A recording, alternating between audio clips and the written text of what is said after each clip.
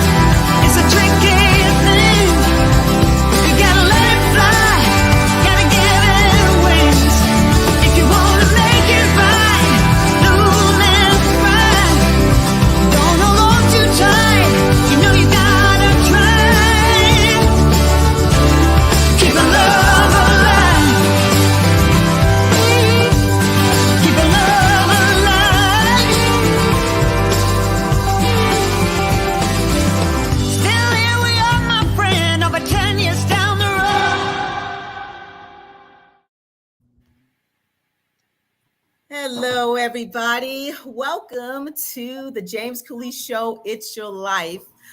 I am Michelle Cooley, the co-host and executive producer of the James Cooley Show, and we have an amazing lineup today.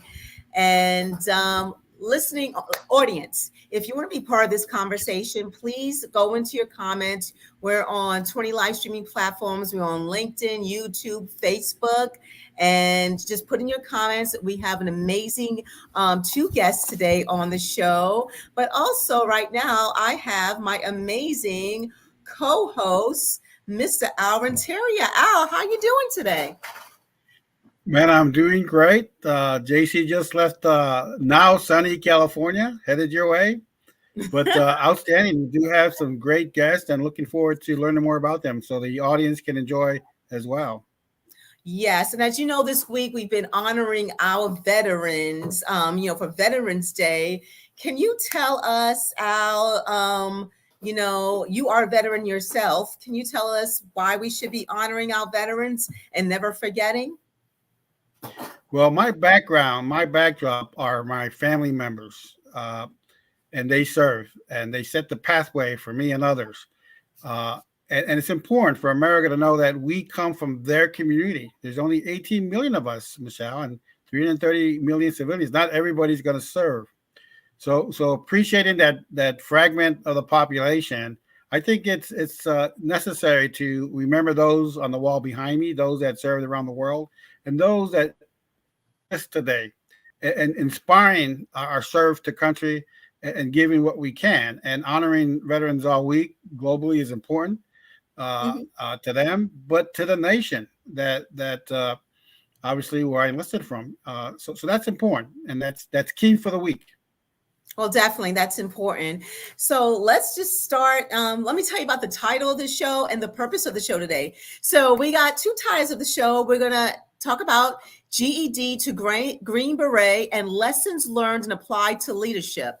And the purpose of the show is getting to know United States Army veteran Leonard Casiple and United States Air Force veteran Dr. Tammy Foster Knight. And we're going to discuss Leonard's life as an immigrant and the challenges he faced in high school. And we're going to discuss the Special Forces selection 2 times and his struggles after medical retirement. And we're going to talk about Dr. Tammy Foster Knight's experience in the United States Air Force and her experiences when she became a commissioned officer. We're going to talk about her role in organizational leadership and discuss her nonprofit organization, SheFet Inc., and her for-profit company, Optional Solutions LLC. So let's welcome both of them to the show. How's everybody doing today? Awesome. Thank you. Oh, doing great. Thank you. Oh, wow. We are so excited to have you. So, if you want to comment, ask these wonderful guest questions, please just put in your comments, send them in, and we will read them on the air. So let me tell you a little bit about both guests today. So Leonard Casiple, let me just do a summary of his bio. He's a first-generation American who spent most of his 21-year career in United States Army Special Operations as a psychological operations specialist and Green Beret. He wakes up every day energized to help enhance the world. He finds meaning by deconstructing ideas, uncovering blind spots, and by seeking out new knowledge to map out efficient economic, political, and social ecosystems. His experience includes linguistics, area and cultural studies, strategic planning operations, and crisis management, cross-regional logistics, and strategic community outreach. Dr. Tammy Foster, she brings 35 years of comprehensive blue chip experience in military leadership, human capital development, business development, community service, and postgraduate academia. She spent 23 plus years on active Air Force duty, entering in August 1987 as an Airman Basic E1, having served in 10 different locations, including a 7-month deployment to Iraq. So welcome again. Thank you, guests, for just coming to the show and just having the audience and ourselves getting the chance to know you. So let's start with Leo. Leo, can you tell us a little bit about yourself and where you grew up? Thank you, Michelle. And first of all, I want to thank you, Dr. JC, Al, and also I'm honored to be featured with Dr. Foster Knight to talk about veterans and how we help the world. I grew up in southern Philippines in the largest southern island called Mindanao under martial law. And I grew up I was abused a lot. So I grew up not trusting the world. And when we immigrated to the United States, we lived in public housing initially. And because of all my trauma, unaddressed trauma, no counseling, I ended up failing out, dropping out of high school, and I joined the Army with a GED and a Green Beret and a green card. And I joined the military as a medical equipment repairman at first, failed Special Forces selection 2 times, and finally earned a Green Beret after my 3rd attempt. Wow. So how has servicing in the military, how has that shaped you and instilled certain values in you as a person? That's a very wonderful question. I remember a time when I was 13 years old, we had already moved to the United States. My father shared a story that during World War II, they were so poor that when he went to a U.S. Army camp in southern Philippines, that a sergeant, I forgot his name, would give him money to shine his boots. And that money he was able to use to buy food for the family. And I was 13 years old. I had no patriotic vein in my body at that time. But I truly remember that. And I believe that that's one of the reasons why I joined the military. And what it taught me is that resilience, there's more in me than what I think I have.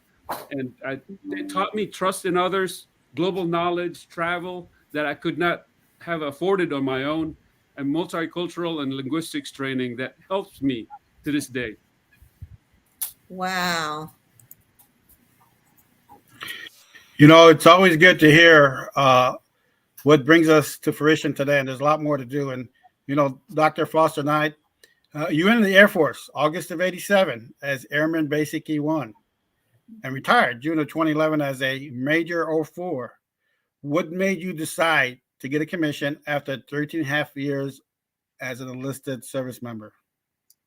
Well, you know, that was easy for me, Al. And before I go any deeper, hello, everyone. And I do thank you for allowing me to participate today. You know, being a veteran and observing Veterans Day or Veterans Week, it means a lot to me. And Al, I want to thank you specifically for asking me to participate this week. So thank you. Why did I become a commissioned officer? It just made perfect sense. As an enlisted person, I went in and I saw myself as very teachable. I made my priorities, I made my commander's priorities my priorities. And when you do that, you know, you tend to get that extra attention when things are done in an orderly fashion. So for me, you know, I was always placed in positions to take the lead on projects. And so with that type of support behind me or with me, I was encouraged to seek out a commission. And I did just that. And after 13 and a half years, I transitioned, went from E1 to E1 to E6, 01 to 04. And I loved every bit of my time in the military, every bit of it. Well, I can appreciate that because I waited 13 years to go warrant officer. So the transition not always being easy because you have all your enlisted friends. Now you're out of those ranks and into the commission ranks.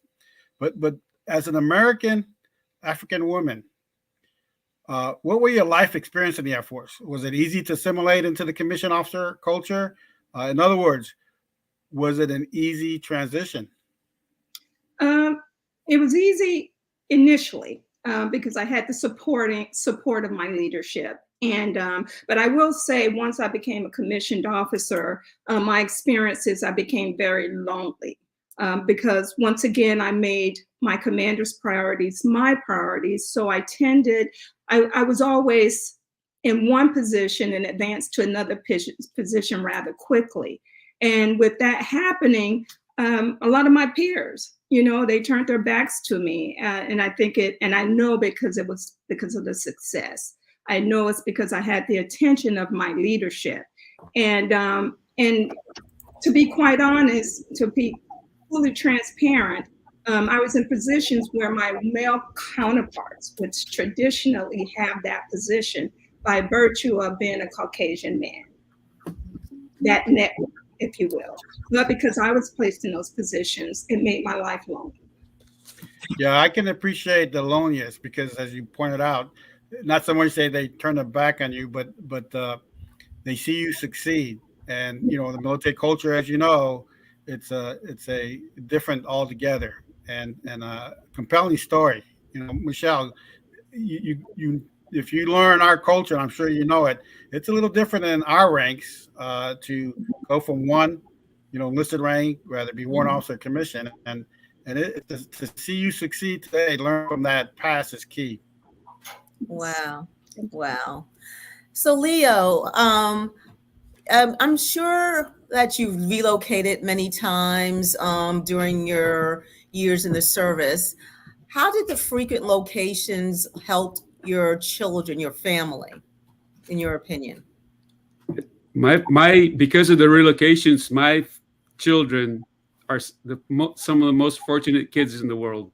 They learned grassroots culture. They learned the truth from being underground. We lived all over the United States and overseas, and it helped them become more open, less judgmental. And I can say my kids, they can get along with any group of friends, any culture, any color. They don't see color. They see just friends. Wow. So retirement. Let's say you mentioned during our conversation about your medical retirement and transition. Can you tell the audience a little bit about that and the challenges you faced? My medical retirement was more difficult than I expected. First, I was medically retired after 21 years, and I had PTSD, but I didn't request for help. And because of that, I degraded. I became unlivable with. My family hated me, rightfully so. And it caused our family to implode during a PTSD retreat of 6 days. My family left after 4 days, and they asked me to move out of the house. But because of that, I reset. That was the reset that we needed. And I was able to return back to the family. And now we're more loving than ever.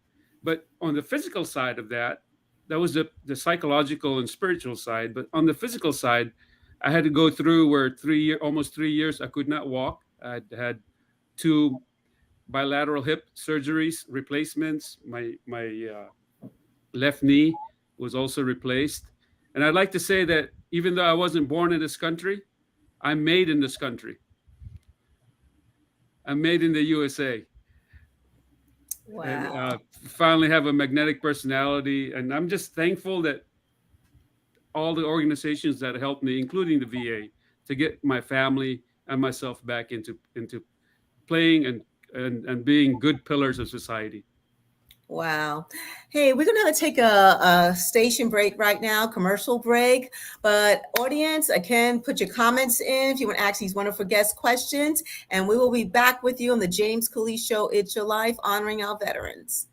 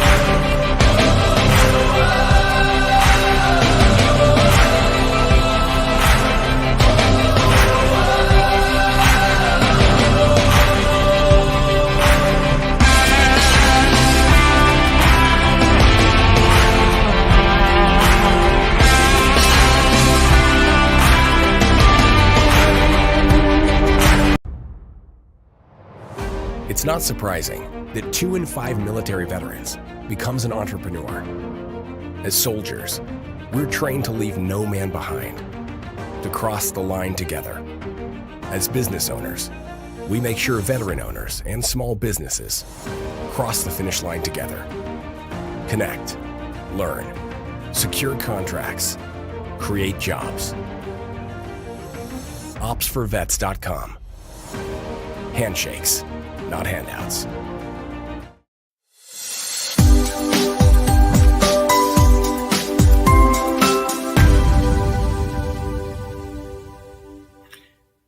Okay, are we back, Michelle?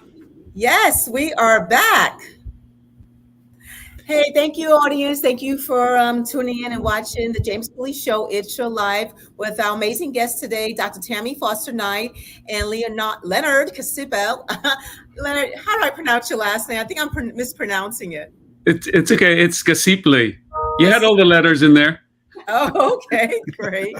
Hey, Thank and you. audience, if you want to join in on the conversation, please put your comments in and join us and ask these amazing guests some questions. Dr. Forster Knight, your bio states you were deployed to Iraq in 2006, 2007. Do you have any experiences with working outside of the wire? In other words, into the active war zone? Yes and no, but before I get to that question, Leo, I loved it. American Made. That was awesome. That was awesome. Thank you for that. So yes, I was the deputy operations officer at Balad Air Base in Iraq.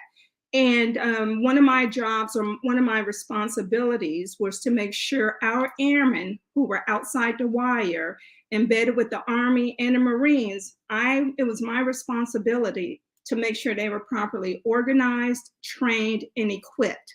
And because of that responsibility, I often had to get on a helicopter and actually fly around the different locations to the different FOBs and to make sure they had what they needed to be successful. It's known that the Air Force's quality of life is quite different than the Army's and the Marines. So, you know, our intent was the same. It's just we executed differently. Wow. So you have, Dr. Foster Knight, you have multiple degrees. You know, you have a bachelor's degree in psychology, you have a PhD in organization leadership. Why did you take that route versus becoming, let's say, a psychiatrist? Oh my gosh, I couldn't see myself as a psychiatrist. I have my own set of issues, so I definitely didn't want to end up on the couch myself. So I chose the organizational leadership route because though I'm an introvert, I'm also a people person. I like to be able to help other people. And so in receiving a PhD in organizational leadership, I'm also a professor. So I'm an adjunct professor. I teach organizational leadership at Southern New Hampshire University. And I get great pleasure out of helping my students achieve their educational goals. Well, you also have a master's in human relations and in organization and management. You know, that is impressive. Why did you decide?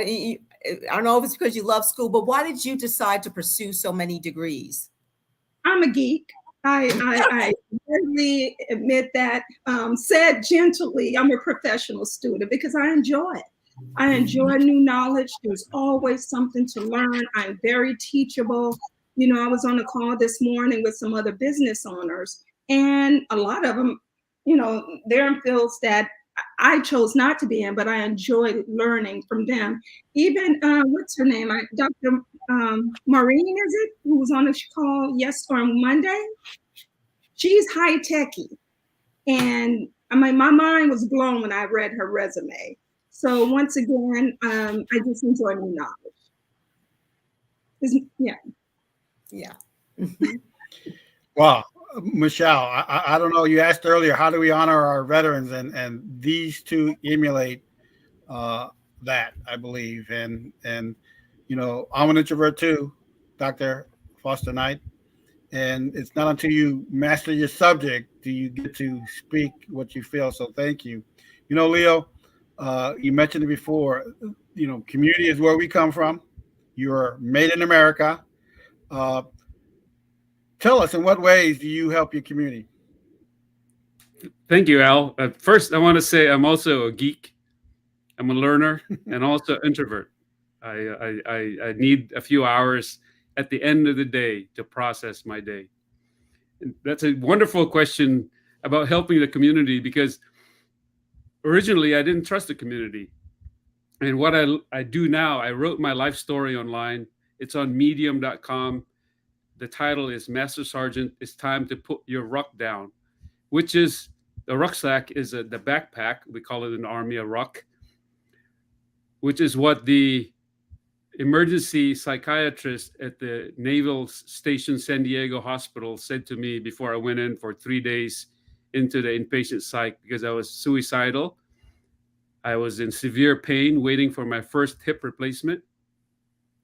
I didn't want to take opioid pain pills, and I wanted to end my life because it would have been less pain than go walking around in crutches. And when I think of those times, I still choke up, because there were times when I could only think 5 seconds into the future. And so I help my community now by telling my story, that despite the darkness that seems so enveloping, it seems to last forever, there is hope, and there is a way to get out of that darkness, one, by latching on to someone to give you hope until you can give hope yourself. You know, Leo, I was speaking to some veterans yesterday in Temecula, and they expressed they didn't know. No one told us, and this is what this is about the community. You know, every veteran's trait is courage, valor, and experience. You know, what's the most courageous thing you have done? The most courageous thing is to ask for help. Mm-hmm. Good. It's the hardest thing for me to do. I was so afraid of being judged. Even when I went into the inpatient psych on my second day, I told the nurse that I was so embarrassed as a Green Beret that I couldn't handle my pain. And he told me, don't be embarrassed. We get soldiers here all the time and Navy personnel that come here because of severe pain. And it hurt me. It made me, it didn't justify my pain. It hurt me that there were thousands of other people just like me, afraid to ask for help because we're afraid of being judged. Wow. That pain, Michelle, is hard to say. You know, as a culture veteran, you know, we suck it up. We want to get in the fight, and no matter how much the pain is there, and when you transition out, Michelle, and this is important to our audience because honoring our veterans is to know our culture, and we have a unique culture. You know, I'm Marine Corps. Dr. Foster Knight is Force, and you know, Dr. She is Navy, and Leo is Army. 4 branches of the services, and we have to honor our veterans by sharing these stories, get them out of that pain, and let them know they're not alone. I mean, nobody's alone, especially our introvert veterans. I mean, we commend the show, Michelle, for disseminating this key information, because the stories veterans have are compelling. There's 18 million of us, and this is all about honoring them. Wow. Dr. Forster Knight, you have a nonprofit called She Vet Inc. Can you tell our audience a little bit about this organization and why you started it? One of the biggest reasons why I started it, I think I was on active duty still. And whenever I would go to the BX and I had on civilian clothes, you know, everything was fine, no issues. If I were to go downtown to Walmart in civilian clothes and I let them know that I was a military, they would always ask me, so what branch of the service was your husband in? And I would always tell them I'm in the military. And so, you know, that bothered me over the years. And so what I decided to do to get, you know, make sure women veterans had attention, you know, rightfully so, I started She Vet once I retired. And so She Vet is pretty much designed to empower women veterans after the military service. So I can help them move onward, move forward, and move upward. And I'll tell you, Leo, you have a very, very compelling story. I love everything that you said. On shevet.inc, I'm sorry, shevetinc.org. That's the website, shevetinc.org. I have a resources page. So basically, I have over 100 helping agencies listed on that page. So between you, Al, and Leo, I definitely want to add your organizations to that page, because not only will women veterans, you know, benefit from those resources, all veterans, actually all people in all communities. So yeah, that's why I started She Vet. Wow. Were there any challenges starting up that organization that you faced? No, there were no challenges because it was timely. The conversation was very, very timely. So it wasn't just myself who was forgotten about, if you will. The assumption was always, what is your husband doing? What branch of your service is your husband in? And so that became a source of concern for a lot of people. And I thought, starting at SheVetInc.org made perfect sense. And just so the audience knows, there's another SheVet Inc. out there. It's a photography company. That's why I make sure I'm stressing the website is SheVetInc.org. Well, thank you, Dr. Foster Knight. Well, we're going to have to take a commercial break right now, but please keep those comments rolling. The James Cooley Show, It's Your Life. We'll be right back. Really get a chance to know who you are. And once you know who you are, you truly know who you are, love who you are. Love who you are. You're a masterpiece. Love who you are. Love who you were born to be. Love me some me. That's what I'm talking about. When you leave high school, you gotta know today or tomorrow, hopefully today, what your plans are. Hopefully, there is no bad decision unless there is no plan. Create, collaborate, commit with confidence. Commit with what? Commit with what? And everything that you do.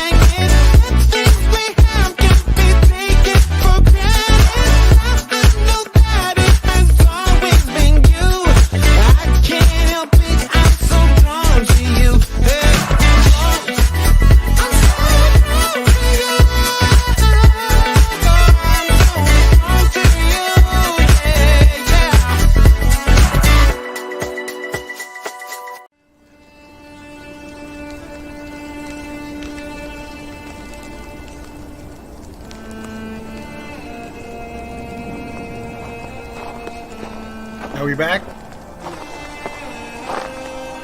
I can't hear you, Michelle.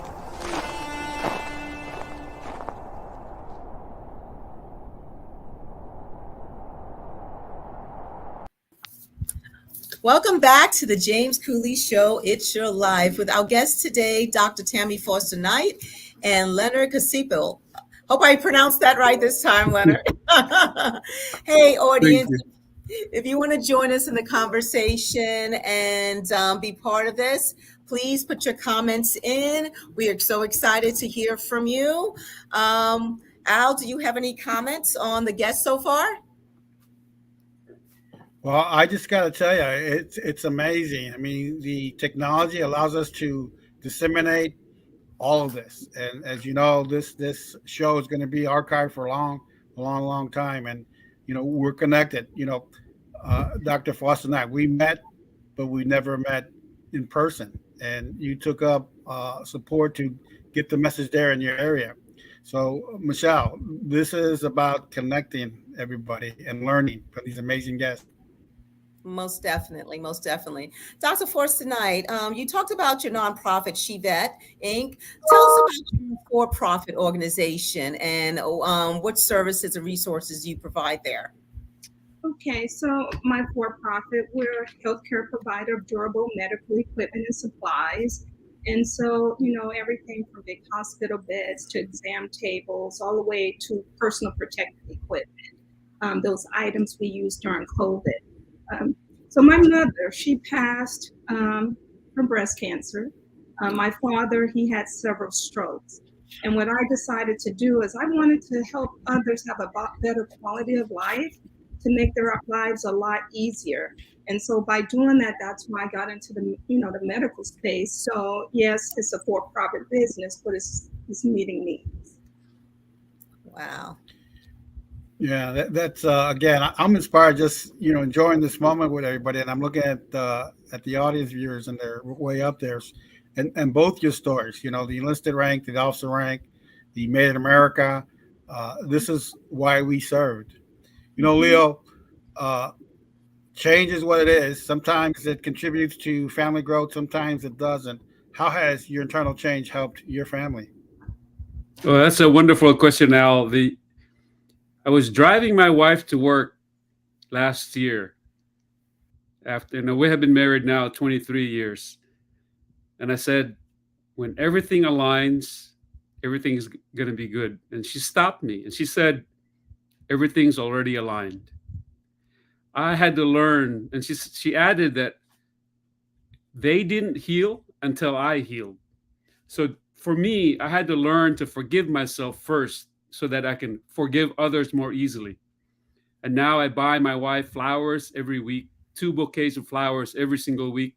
I haven't missed a week since late 2019. Give hugs.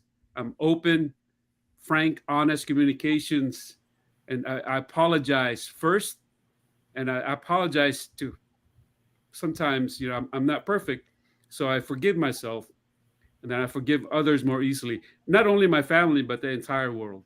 And it's the best liberation I can give to myself. That's resonates. As you know, when the military mission comes first, and it's not necessarily the family. Our family is there to give us so much by supporting us. What can you share to provide that kind of understanding with other families? I know there's a lot of families struggling out there because sometimes when people read my story, they reach out to me through LinkedIn or through email and share their story. Because they share their story because they know I'm safe. My story is already out there. I'm non-judgmental. But what I want to tell families, kids, spouses, please remember to be kind to each other. I know sometimes when it's really hard, when the veteran is struggling and doesn't even realize what's going on in their heads, forgive your feelings of anger, resentment. Acknowledge that, because you have to forgive yourself that you feel those feelings, that you feel hate, and then you can love. Wow. Michelle, again, having served 26 years, now 46 years marriage, it's no rose garden. And, when veterans transition and they settle in the community, they are quick to say, no one told me, or how would I know? So Leo, what are 3 ideas you can impart with the audience, particularly our veterans, on how to transition in a more sustainable way? How can they capture the essence? From personal experience, because I isolated for many, many years. I even got expelled from service dog training. So for me to help to transition is first tell your story, tell your narrative. Once you tell your story, nobody else can own it. You own your story. That one speaks accountability, responsibility, and willingness to move on. If you cannot tell your story, that means you're latching on to all the pain that's associated with all those words, emotions. When you tell your story, you're signaling to the world, I'm ready. Put me in, coach. I'm ready to play. I'm ready to be a civilian, a veteran, a father, a worker, a business owner. Wow, Michelle, amazing. Yeah, that's amazing. Dr. Forrest, tonight, did you experience any challenges when you transitioned to civilian life? I did not, because before I decided to retire, I decided I never wanted to work for anyone else again. But I found myself working for my customers, my clients, for sure. But I would have to say no. My education that I pursued and gained while I was in the military, it helped me on the outside. I retired in April of 2011. In June of 2011, I had a teaching job. I was a professor. And so, teaching over the years and then up and running my business, I'm doing quite well today. I have zero complaints. Well, I'm glad to hear that. I'm glad to hear that. This is a question for both of you, you and Leo. What do you believe, and Al, I'm gonna throw you in there too. What do you believe is the biggest misconception or myths regarding retired veterans? And we'll start with you, Leo. For me, because I was in my head, I didn't ask for feedback from the world. My own conception, my own perception of what a military veteran was based on the people who were around me who were struggling. Because I struggled and I refused to get help, all I saw was other veterans who were struggling. But when I reached out for help and I saw people who just wanted to help, not even veterans, but wanted to help just to see me succeed, my perception changed to one of community, love, kindness, and that's the truth of the world. Our perception is biased by how we feel inside, and until we remove the body armor, remove the shields because we don't want to be hurt. When we remove that body armor, love comes in and stays, and then it propagates throughout the entire world. Dr. Foster Knight, what is you feel is the biggest misconception? We have Dr. Cooley just joining us. What do you feel is the biggest misconception about retired veterans, in your opinion?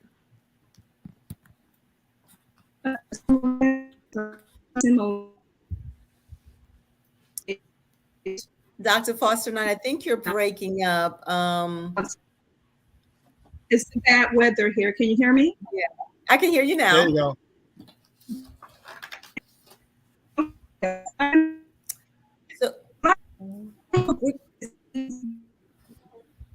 Hello. Dr. Forsyth, I know there's some bad weather there. I'm going to defer the question to Al right now. Then I'm going to bring you back on. Al, what in your opinion is the biggest misconception about retired veterans? Well, you emphasize retired, as you probably know, I think as the whole, not the one, but since you say retired, when a veteran retires, there's I call it the deep sea diver.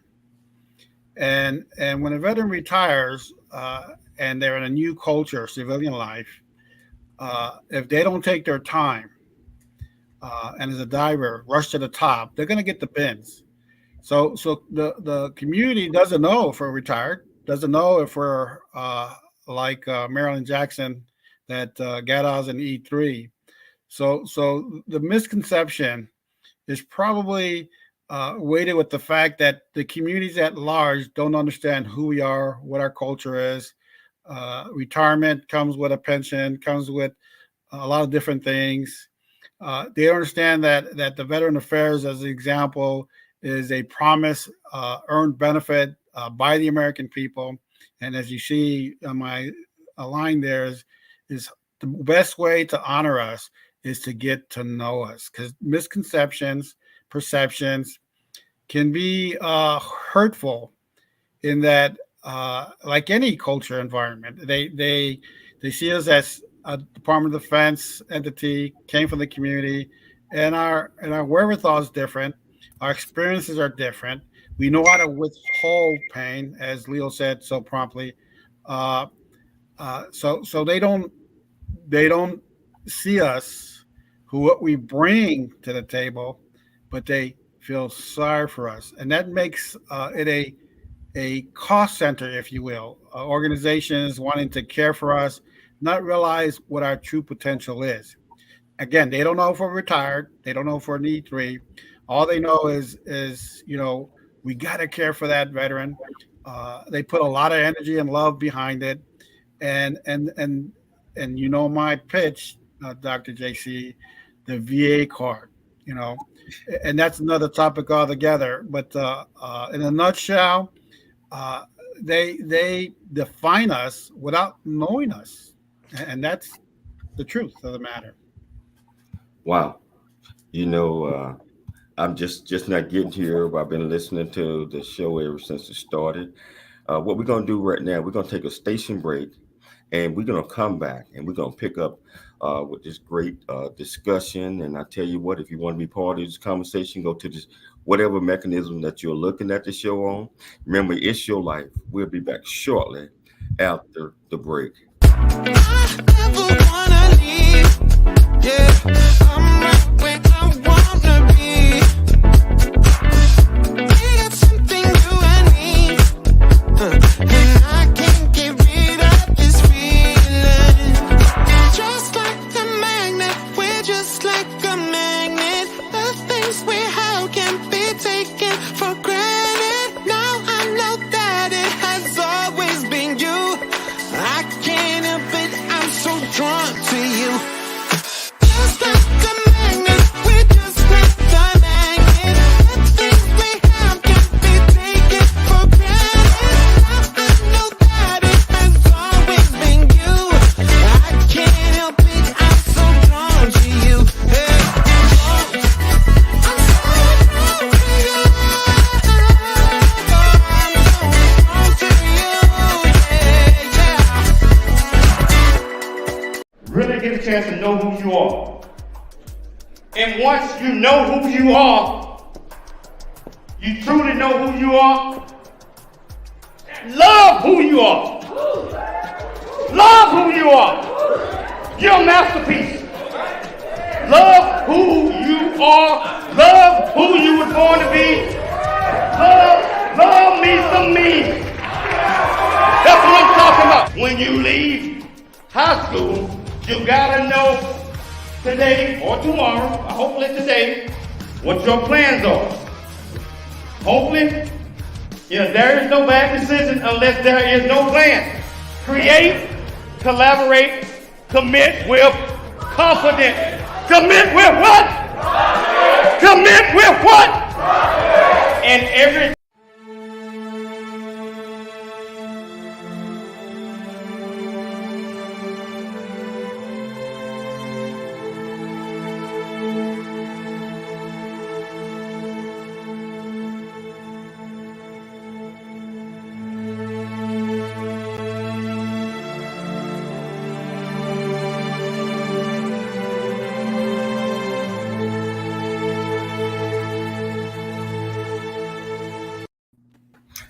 Hello, welcome back to the James Cooley Show. It's your life, and it's good joining you all. I've been listening to the discussions. It's been absolutely fantastic, and I just want to say thank you for all that you all are doing, not just in the service when we serve, but the things that you all are doing right now. You certainly are the example.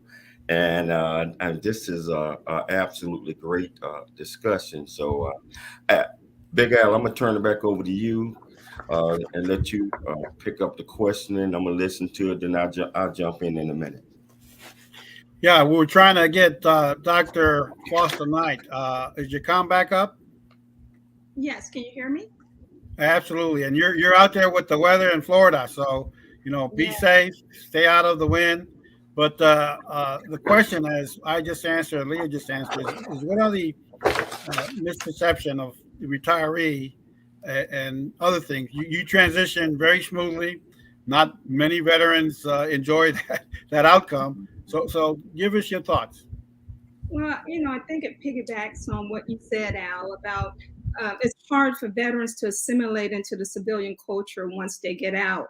And specifically, whatever training I had, I was a manpower and personnel officer. So once I retired, to try to go into the civilian world, civilian sectors, the director of human resources, the databases, they didn't talk. So it's hard for some military to make that transition. because of the lack of communications between your system, civilian system, as compared to the systems we use in the military. Wow. Yeah. For both of you guys, especially you, Dr. Tammy Foster, COVID presented a problem, 2020 up to almost, still a problem sometimes. So how was you able to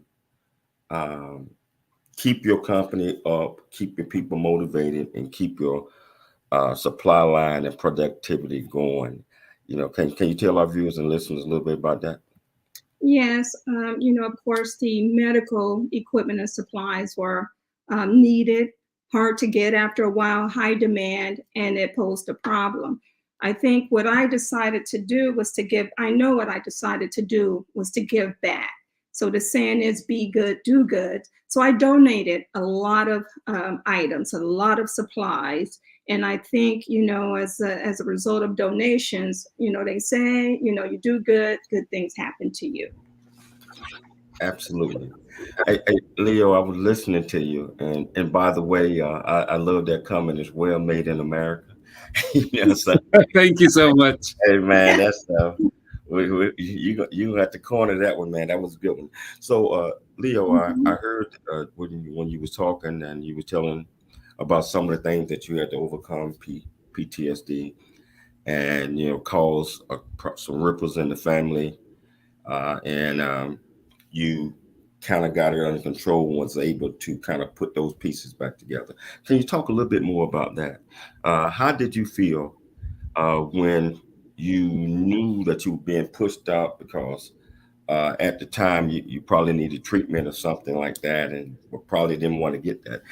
Can you tell our viewers a little bit about that? Because so many people out there are struggling from PTSD and other illnesses, especially our veterans.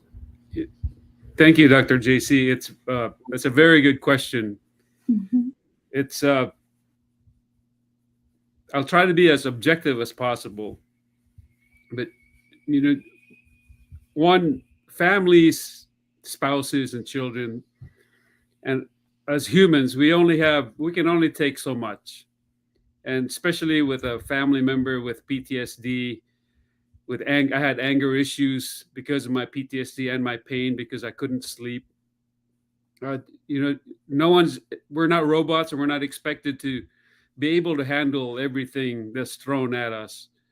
And the way that I am able to speak with my family now and to share with them my goals, and I share with them my challenges, even small challenges, to let them know that I'm doing my best, but today I have a little bit of disappointment. It's not about you. It's not even about me. It's about the rest of the world that I have to still yet to internalize. But I feel that my kids and my spouse and my other family members, because they saw me at my worst for years and then slowly crawl back up out of the tunnel with their help, with other people's help, I firmly believe that, one, I've stopped the cycle of trauma at this generation. And because of that, I've given my kids a legacy that they can overcome the most difficult challenges, and that they're empowered. They're empowered to help other people, to tell their story as well. One of the reasons why I wrote my story is that so that my family will never have to explain to someone else why their father was screwed up for years.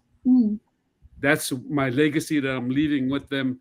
And my middle son, who just graduated from UCSD with neuroscience degree and global health, his thesis was on veteran PTSD. And he posted a 3.5-minute video, which I shared on LinkedIn. And it almost made me cry because the things that he said were not from surveys, not from interviews, but from things that happened at home. And I feel very, very confident, and I feel very honored that my family can broadcast now love and kindness because we went through what we went through.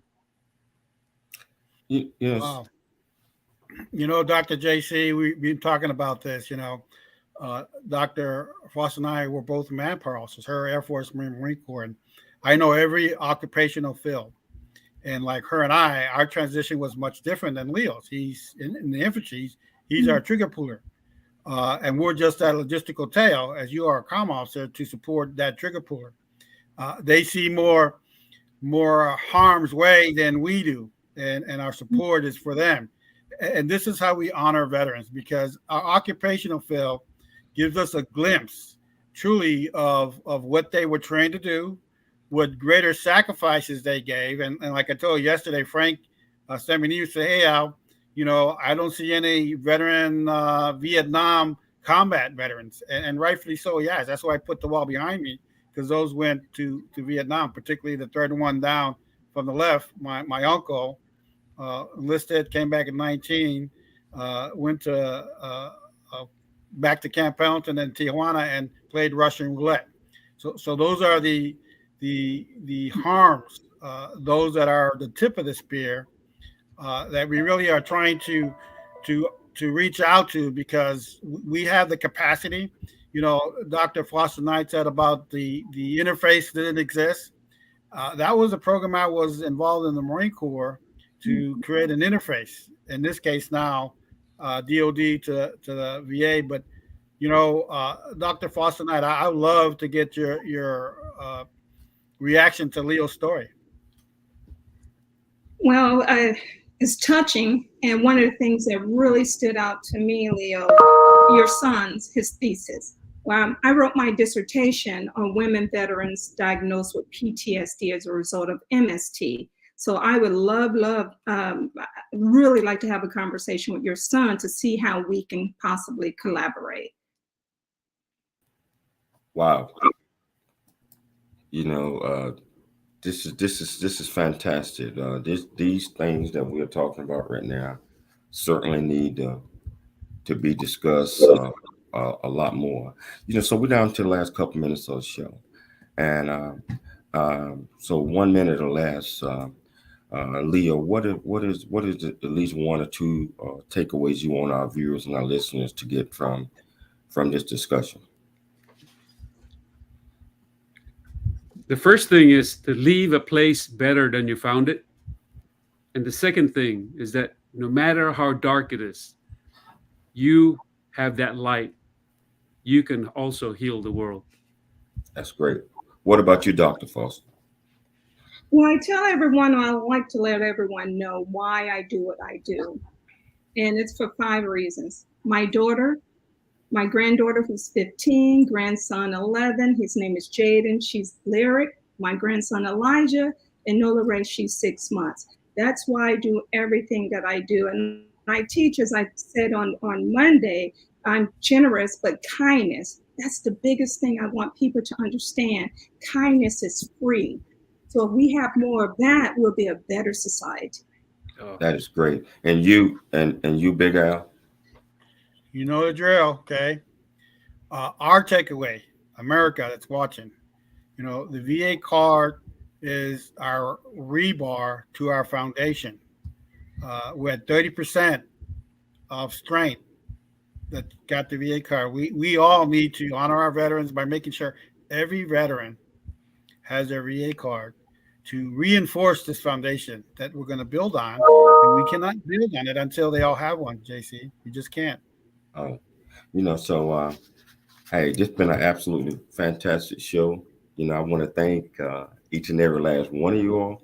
I got to get you guys back on again if you guys have time in your schedule, but keep doing all the great things that you all are doing. And our viewers, yes, Doc. I'm sorry, one more plug. If everyone can visit my nonprofit website, it's shevetinc.org.